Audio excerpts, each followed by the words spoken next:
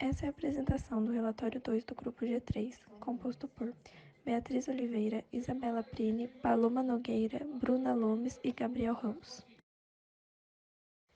O experimento 1 é sobre o movimento retilíneo uniforme, que é um movimento que ocorre com velocidade constante em uma trajetória reta em intervalos de tempos iguais, percorrendo a mesma distância. Para compreender o movimento retilíneo uniforme, temos duas equações, sendo a primeira a velocidade média ou instantânea. No movimento retilíneo uniforme, a velocidade média apresenta o mesmo valor da velocidade instantânea, sendo a fórmula v igual ΔS sobre t. V é velocidade, ΔS variação do espaço e t intervalo de tempo. A segunda equação é a equação horária da posição. Sabendo a velocidade e a posição inicial de um corpo, podemos prever sua posição final ao longo do tempo, sendo a fórmula S igual S0 mais V vezes T. S é posição, S0 posição inicial, V velocidade e T tempo. Levando em consideração as características do movimento retilíneo uniforme, é possível classificá-lo de duas maneiras de acordo com o sentido do movimento. O movimento progressivo, que é quando a velocidade escalar é positiva, representada no gráfico da figura 1, e o movimento retrógrado, que é quando a velocidade escalar é negativa, também ilustrada no gráfico da figura 2. O experimento 2 é um movimento retilíneo uniformemente variado, que também segue uma trajetória retilínea, mas apresenta uma alteração uniforme no módulo da velocidade. Para compreender esse tipo de movimento, temos duas equações principais. A função horária da velocidade, sendo ela v igual v0 mais a vezes t. V é a velocidade de um corpo no instante t, v0 uma velocidade inicial do corpo, a aceleração do corpo e t em um instante qualquer. E também temos a função horária da posição, sendo ela st igual S0 mais V0 vezes t mais a vezes t elevado ao quadrado dividido por 2. St, uma posição de um corpo, S0, posição inicial, V0, velocidade inicial, A, aceleração e T em qualquer instante. Levando em consideração as características do movimento retilíneo uniformemente variado, é possível classificá-lo de duas maneiras de acordo com o sentido do movimento. O movimento acelerado, que é quando a velocidade e a aceleração estão no mesmo sentido e o módulo da velocidade aumenta com o passar do tempo. E também o movimento retardado, que é quando a velocidade e a aceleração apresentam sentidos opostos e o módulo da velocidade diminui com o passar do tempo. Depois da fundamentação teórica dos dois assuntos, começamos o experimento 1, que é sobre o movimento retilíneo uniforme, e foram executados os seguintes passos. Utilizou-se a planilha de dados disponibilizada pelo professor para preencher as tabelas de medida. Em segundo, transformou-se o erro do tempo de milissegundos para segundos conforme o Sistema Internacional de Medidas. Em terceiro, calculou-se a média das variações de tempo e a velocidade média para as respectivas tabelas 1, 2 e 3 dos próximos slides. E por último, realizou-se os gráficos com os dados das tabelas e analisou-se de acordo com as previsões da teoria. Para a realização do segundo experimento foram executados os seguintes passos. Utilizou-se a planilha de dados disponibilizada pelo professor para preencher as tabelas de medida e transformou-se o erro do tempo de milissegundos para segundos conforme o Sistema Internacional de Medidas, assim como foi feito no experimento 1. Em terceiro, calculou-se a média das variações de tempo para as respectivas tabelas, tabela 4, 5 e 6 dos próximos slides, e realizou-se os gráficos com os dados das tabelas e analisou-se de acordo com as previsões da teoria. Voltando para o experimento 1, aqui está a primeira tabela com os valores para a tabela relacionados à massa de 15 gramas, com um erro de posição de mais ou menos 0,2 centímetros e um erro da média ΔT de mais ou menos 0,005 segundos.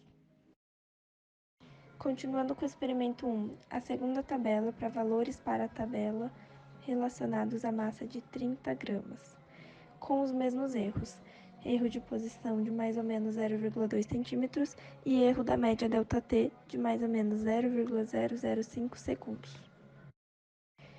E por fim, a última tabela de valores para a tabela relacionados à massa de 50 gramas, também com os mesmos erros de posição para mais ou menos 0,2 centímetros e média ΔT de mais ou menos 0,005 segundos. Nesse slide, temos o gráfico 1 da posição em função do tempo, com os dados das 3 tabelas, sendo o erro do tempo de mais ou menos 0,005 segundos e o erro da posição de mais ou menos 0,2 centímetros. Os resultados das tabelas foram divididos em uma legenda, sendo de massa 15 gramas verde, massa 30 gramas azul e massa 50 gramas amarelo. As semelhanças existentes entre as linhas são seus formatos lineares. Todas partem do mesmo ponto e atingem a posição 110 centímetros. As diferenças são as inclinações e as dispersões diversas. Temos os coeficientes angulares x e os lineares y.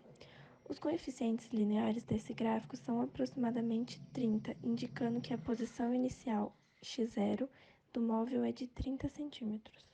Analisando os valores das velocidades nas tabelas 1, 2 e 3, percebemos que esses valores estão aproximadamente iguais com os valores dos coeficientes angulares de cada reta no gráfico. O significado físico do coeficiente angular é a velocidade do carrinho, e as equações horárias do movimento são mostradas no gráfico e aparecem conforme a equação 2. Nesse slide temos o gráfico 2, também é sobre a velocidade em função do tempo, utilizando os dados das 3 tabelas. Observando-se a área sobre cada linha de cada massa no gráfico e calculando o valor das mesmas, observa-se que o valor da área indica a distância percorrida pelo carrinho. E quando se calcula a área sobre as linhas, utilizando-se a fórmula da área do retângulo, conclui-se que todas as áreas se aproximam de 80 centímetros.